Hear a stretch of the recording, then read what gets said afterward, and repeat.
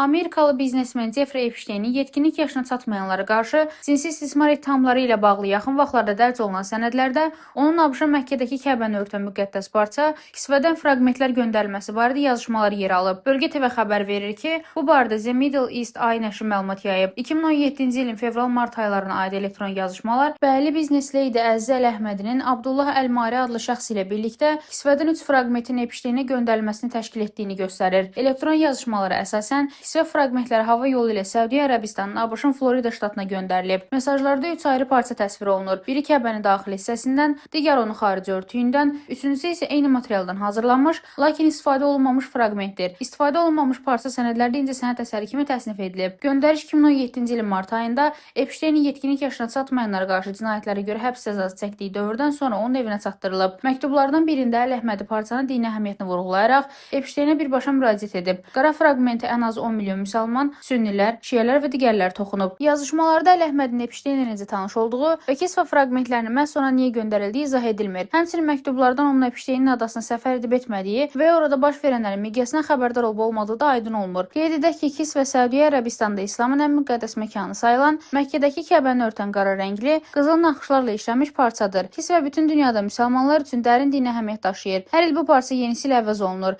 Əvvəlki kisvanın fraqmentləri isə qiymətsiz dini artefaktlar hesab edilir. Rəna Rövşən qızı, Bölgə TV.